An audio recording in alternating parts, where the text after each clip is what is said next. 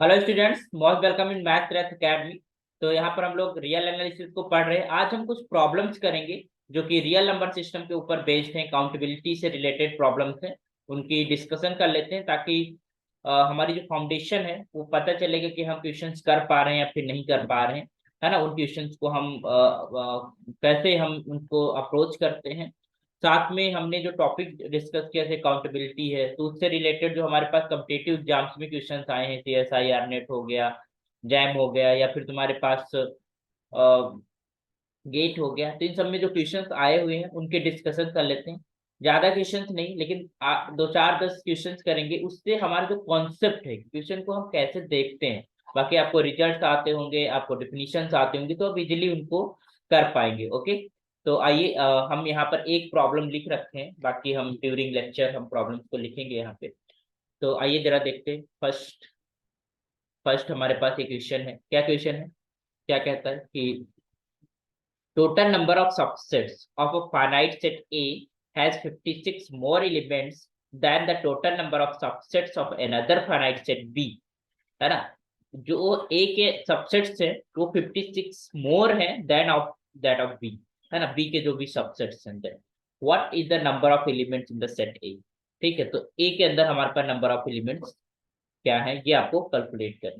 तो एक चीज हमेशा ध्यान रखना, कोई पर भी रियल एनालिसिस तो है ही है, इसके अलावा कोई भी पेपर क्यों ना हो, जब हमारे पास क्वेश्चंस को हमें स्टार्ट करना होता है, तो जो गिवन हाइपोथेसिस होती है, जो भी गिवन डेटा होता है, उस इंफॉर्मेशन को हमें पहले माइंड में रख लेना है। तो we are just taking here what we have to calculate, that a cardinality of A we have to calculate. So let, or both are the finite, so let cardinality of A is x, and I'm just taking cardinality of B is y. And we have this in more number of subsets in of A than of B. So clearly you can say, ठीक है, तो clearली you can say कि हमारे पास जो x होगा that definitely more than, strictly more than y. ठीक है, क्योंकि फाइनाइट सेट है, फाइनाइट सेट में अगर हमारे पास क्वांटिटी ज्यादा है, एटलीस्ट वन एलिमेंट मोर होगा, तभी उसकी हम कह सकते हैं कि उससे ज्यादा हमारे पास। तो this definitely x is strictly more than y. ठीक है, पहली बात तो ये कि इसका मतलब क्वांटिटी ऑफ ए ज्यादा है बीच, तभी उसके अंदर सबसेट्स ज्यादा आ रहे हैं, है ना।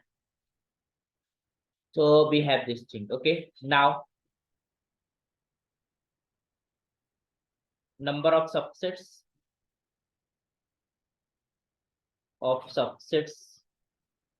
ऑफ ए कितना हो जाता है, यू नो दैट 2 की पावर n, 2 की power cardinality of a, and then equals to 2 की power x.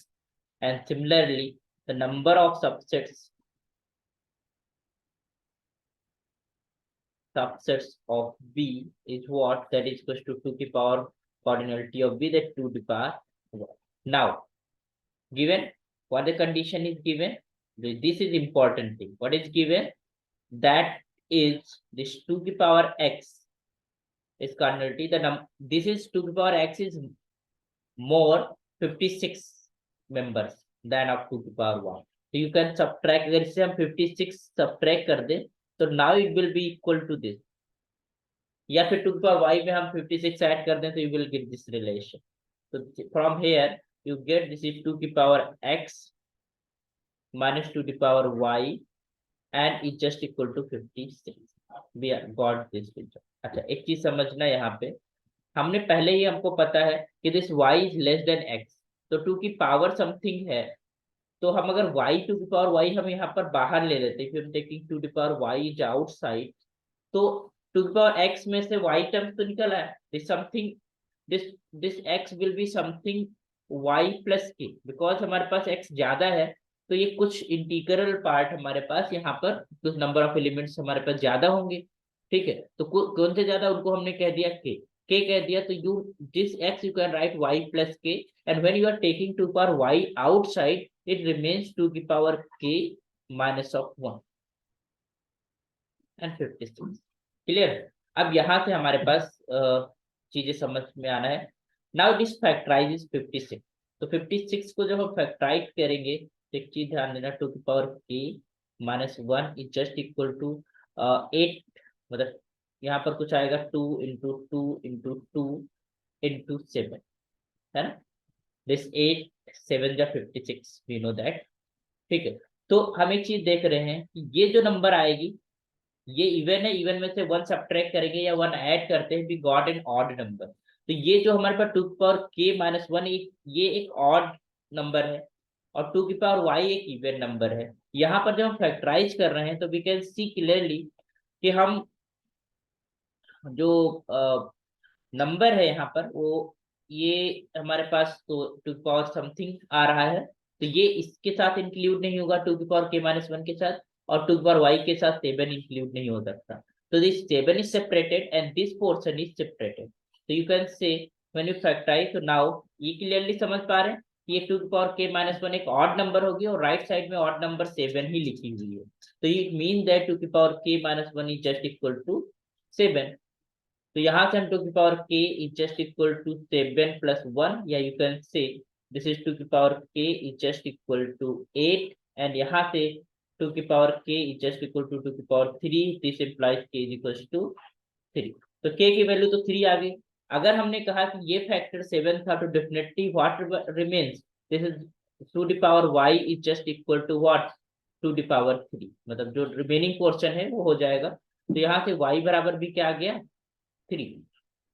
क्लियरली समझ पा रहे हैं। तो हमने क्या किया, जो हमारे पास कंडीशन गिवन थी उसको हमने रखा, और फिर हमने सिंप्लीफाई किया, तो हमको y = 3 मिल गया, k = 3 मिल गया। ठीक है, नाउ x तुम्हारे पास क्या है, that is equal to y plus k, तो simply this is 3 + 3 is just equal to 6, और हमें a ही कैलकुलेट करना था, कॉर्डिनलिटी ऑफ a। तो दी कैन से कि the number of what was we have to calculate, हमको क्या निकालना था, नंबर ऑफ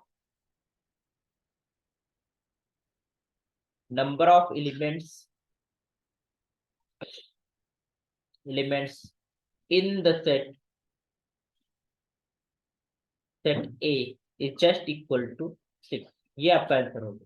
तो इस तरीके प्रॉब्लम ऐसे हम करेंगे, बिल्कुल सिंपल है, बहुत ज्यादा कैलकुलेशन है नहीं, बट यू आपके जो कॉन्सेप्ट है वो क्लियर होना चाहिए कि कैसे हमें चीजों को करना होता है। इसका मतलब answer B option is correct. Okay, तो आई होप कि चीजें समझ आई होंगी कि कैसे हुई। आइए एक और प्रॉब्लम कर लेते हैं, नेक्स्ट प्रॉब्लम हम कर लेते हैं। एक बहुत अच्छी प्रॉब्लम है जो सीक्वेंसेस के ऊपर है, CSIR नेट 2016 में पूछी गई थी। ये जो प्रॉब्लम है दैट इज, जो आप लिख लीजिए ताकि आपको समझ रहे ध्यान में। CSIR नेट दिसंबर 2016 की प्रॉब्लम है, ये आपको पूछी गई। अच्छी प्रॉब्लम है इसलिए इसको हम यहाँ पर उठाए हैं।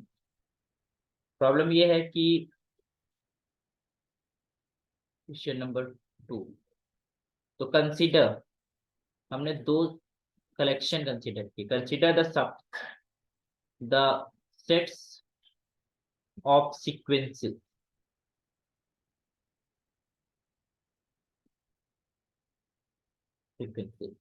so this is your x, you know that this will be what, this is your xn,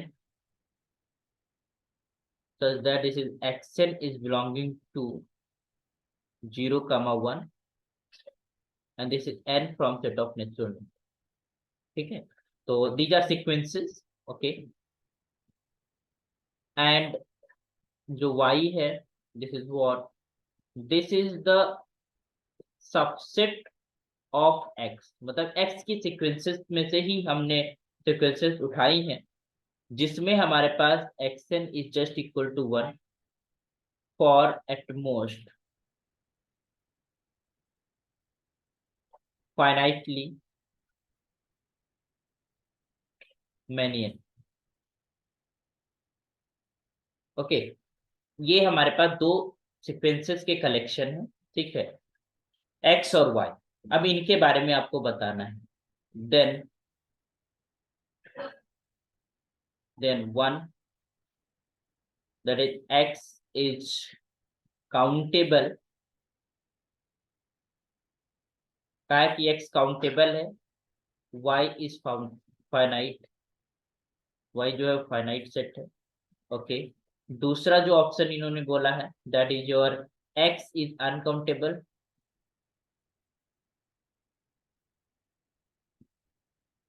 जिन लोगों ने मेरे लेक्चर्स अटेंड किए हैं इस क्वेश्चन का जवाब बहुत आसानी से दे देंगे, मतलब with in seconds you can see कि हमारे पास कौन सा, क्योंकि हम लोगों ने सारी चीजों को डिस्कस किया है डिटेल में।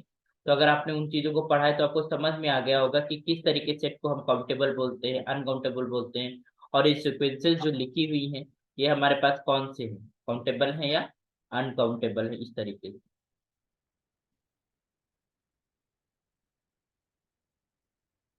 And number 4,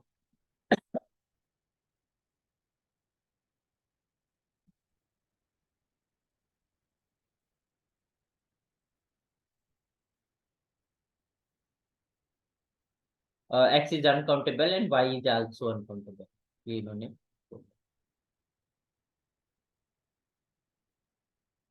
Okay, so we have these two sets x and y. Let us write the solution of it.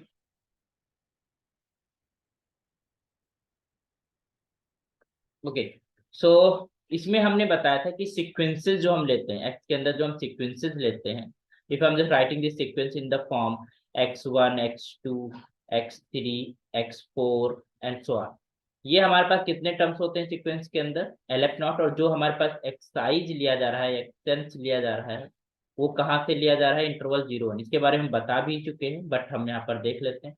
तो हम यहाँ पर लगाएंगे क्या, फंडामेंटल प्रिंसिपल ऑफ काउंटिंग, उसको हम यूज करेंगे। तो simply we have two elements 0 and 1 and we have this LF not places, है ना, LF नॉट प्लेसेस है क्योंकि हमारे पास कोई सीक्वेंस होती है वो मैपिंग होती है नेचुरल नंबर से, द सेट रिस्पेक्टिव सेट, जो भी हमारे पास रियल नंबर का सेट ले लो या कोई भी सेट ले लो। तो यहाँ पर हम देख पा रहे हैं क्लियरली, अगर हम एक्स की बात करें तो इसके भरने के दो तरीके, इसको भी भरने की दो पॉसिबिलिटीज, इसको भी भरने की दो पॉसिबिलिटीज, मतलब these x1 x2 are the jobs and these are ways to do a job। ठीक है, तो कितने दो तरीके हैं, इसके बारे में हमने वहां पर एग्जांपल भी, एज एग्जांपल भी डिस्कस किया था, बट यहाँ पर हम देख लेते हैं प्रॉब्लम के अंदर। तो x1 x2 इसका मतलब ये हुआ कि जो कार्डिनलिटी है x की, मतलब कितनी सीक्वेंसेस बन सकती हैं, that is equals to 2 into 2 into 2 into 2, how many types, that is of LF not.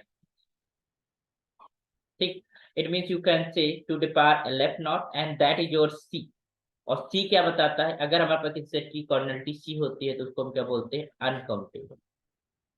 तो पहली बात तो हमारे पास है कि कार्डिनलिटी भी हमें पता होगी कि that is cardinality is C and this type of set is uncountable if the increase is from 2 3 or more। okay, and already हमने इसको रिजल्ट भी लिखा था। तो पहली बात तो ये कि ये जो x है दैट इज आवर अनकाउंटेबल। ठीक, तो दो ऑप्शन तो ऐसे ही हमारे पास खत्म हो गए, कौन कौन से, एक तो वन वाला क्योंकि वन में हमने x को काउंटेबल इन्होंने बोला है, और थर्ड वाला क्योंकि x को काउंटेबल बोला, तो x को हम काउंटेबल नहीं ले सकते, x को अनकाउंटेबल और x अनकाउंटेबल, दो अब हमारे पास दो रिजल्ट्स बचे। अब y के बारे में हमें देखना है, y में से ये इन्होंने बोला है these are sequences like this x1 x2।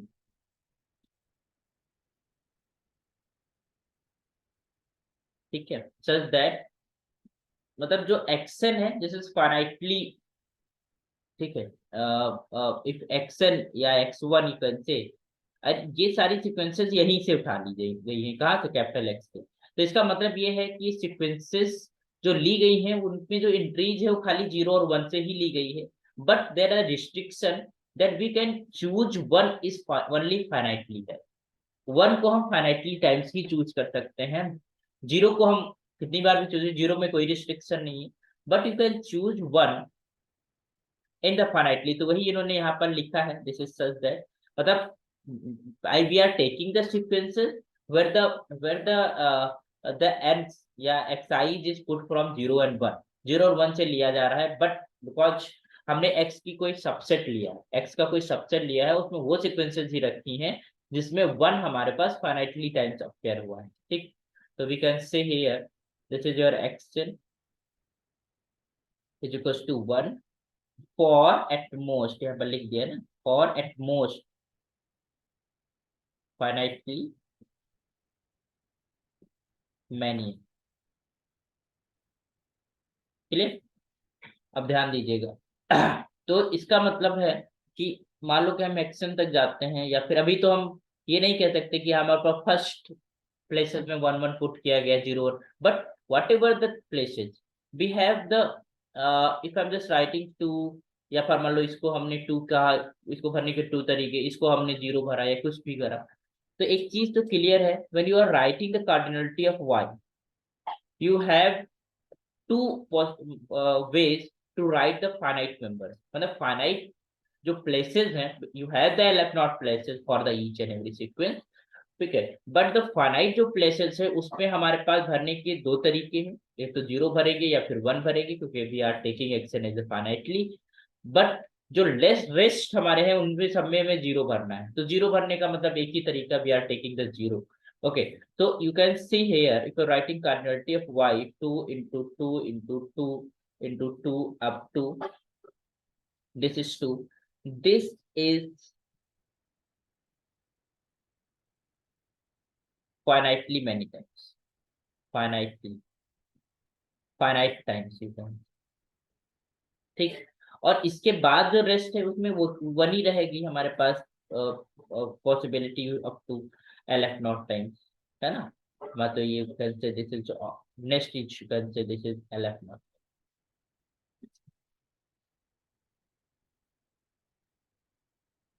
L F not time. तो वन को हम कितनी बार भी भरे कोई उससे फर्क नहीं पड़ता. तो you now you have the cardinality, you can say, if I'm just saying finite time, so I'm just taking n. So what we have here, 2 to the power n into 1, you can just 2 to the power n come. 1 को आप कितनी बार भी multiply करो L not करके फर्क नहीं पड़ता. तो you have the cardinality of this y, how many, something finite, something finite number will be there, ठीक है, बिकॉज हम रिस्ट्रिक्ट कर दे रहे हैं ना कि वन वन को हमें फाइनाइटली टाइम से भरना, तो अब रिस्ट्रिक्ट कर दे रहे हैं, तो हम जो टू की पावर है वो एलएफ नॉट नहीं होगी, सम फाइनाइट नंबर आएगी, मतलब कुछ फाइनाइट नंबर ऑफ प्लेसेस हैं जिसमें हमारे पास टू वेज हैं उनको भरने के, है ना, अप टू फाइनाइट. उसके बाद रेस्ट पे हमें क्या भरना है, जीरो जीरो भरना है. इसका मतलब वन तरीका है, एक ही तरीका है, जीरो भर दिया सबको. तो ये जारी जो सीक्वेंसेज है वो इवेंचुअली जीरो सीक्वेंसेज है, यही कहते हैं कि क्योंकि इवेंचुअली जीरो का मतलब है कि after a stage we got only zero zero zero. ये प्लेसेस कब हमारे पास इंडो होगा, वॉट एवर. तो you know that if a set have a cardinality is finite या some finite number, this is a finite set, तो clearly you can say कि जो y होगा, here y is finite. और फाइनाइट जो set होता है, फाइनाइट एंड काउंटेबल इनफिनाइट जो सेट होते हैं वो कैसे होते हैं, काउंटेबल होते हैं, उनको काउंटेबल की श्रेणी में दिया गया है. तो this set is countable. Clear. तो here here we got the result, क्योंकि हमें y को चेक करना था, x तो हमने चेक ही कर लिया था, ठीक है. तो y is countable and y is uncountable remaining था, तो अनकाउंटेबल नहीं होगा, ये काउंटेबल होगा. तो हमारे पास ये वाला रिजल्ट तो गलत हो गया, ये वाला रिजल्ट हमारे पास सही, ठीक है. This is second option is correct. तो इस तरीके से हम सीक्वेंस बहुत इजीली हमने जो सीखा है उसके अकॉर्डिंग हम बहुत इजीली चीजों को कह पाएंगे. क्लियर. एक और बहुत अच्छा रिजल्ट है, let us right here question number third. बहुत अच्छा रिजल्ट है यहाँ पर, बहुत अच्छा क्वेश्चन है, और देखते हैं इसको हम कैसे करेंगे.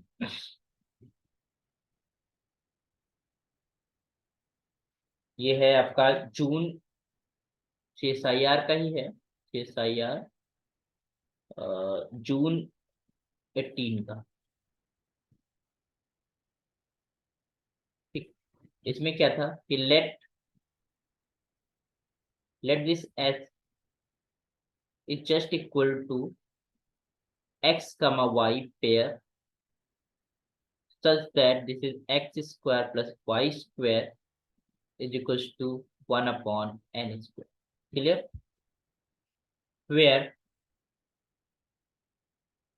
Where this n from set of natural number and either x from q और y from q, मतलब x और y कहाँ से लिया क्यू से लिया जा रहा है, ठीक है। तो here this Q, you know that, यहाँ पर लिख दिया बट आपको पता भी है, लिख लेते हैं इसको। Here Q is the set of rational number. आपको वहां पर जब क्वेश्चंस को पढ़ना है तो ऐसे ही पढ़ना है, मतलब आपको ठहराव के साथ क्वेश्चन को पढ़ना है ताकि हर एक वर्ड की मीनिंग आप समझ पाए। Q is the set of rational numbers and set of natural number, this is an is the set of natural number. तो वो मेंशन कर देते हैं वहां पर सेट, या प्री डिफाइन कर देते हैं ना, the set of positive integers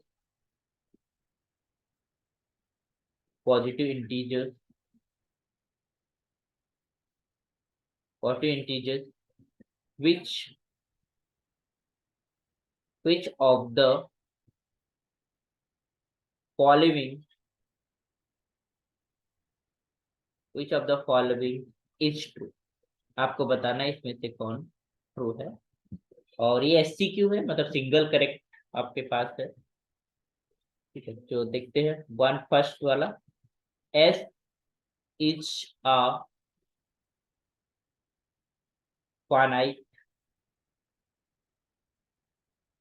finite non empty set,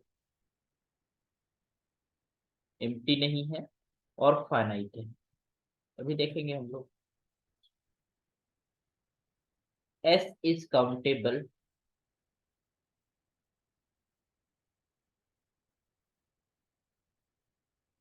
number third, S is uncountable,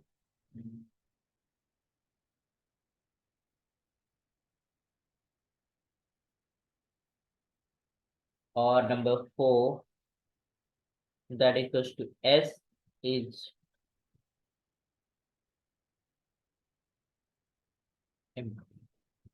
clear। तो यहाँ here we have an expression ये है कि हमारे पास वो पेयर्स लिए जा रहे हैं रेशनल नंबर से, x कमा y taking from rational number, या यू कैन से हियर जो यस होगा that will be definitely and 110% surely that is the proper, is it a subset of q cross, ठीक है। और अगर हम बात करें तो this S is the Q cross Q, and Q cross Q से अगर हम ले रहे हैं तो we can clearly say this is countable because you know that this is cardinality LF not है, इसकी भी कर्नल टी LF नॉट है, इनका प्रोडक्ट क्या आता है LF नॉट आता है, तो ये काउंटेबल है। तो काउंटेबल का सबसेट काउंटेबल ही होता है, ठीक है। If the set is countably infinite then the subset will be finite or countably infinite it will be। तो ये चीज तो क्लियर है, एस काउंटेबल है, ठीक है। तो अनकाउंटेबल तो नहीं, मतलब ये थर्ड वाला ऐसे ही हमारे पास। जी, but how we do this in the calculation, हम ये चीजों को डिस्कार्ड ना करते हुए पूरा सोल्यूशन ही लिखते हैं, तो हम कैसे करेंगे। We have this S x comma y such that this is x square plus y square is equal to 1 upon n square, this is for, और we know that x and y from q and 1 upon n square, n is from natural number। तो हमने कुछ s1 define किया, ठीक। s1 के हमने वो सारे पेयर्स लिए जहां पर x square plus y square is just equal what 1/1 square, या you can say this is 1। तो दिस इज यूनिट सर्कल के ऊपर वो सारे पेयर्स, ठीक है, हमने लिए रेशनल की such that this condition will be hold, या मैं कह सकता हूँ यूनिट सर्कल के ऊपर सारे जो रेशनल वाले कोएफिशिएंट है वो लेंगे। तो ऑब्वियस बात है this will be clearly the subset of q cross q, and this is some finite, this is finite, sorry not finite, countably infinite।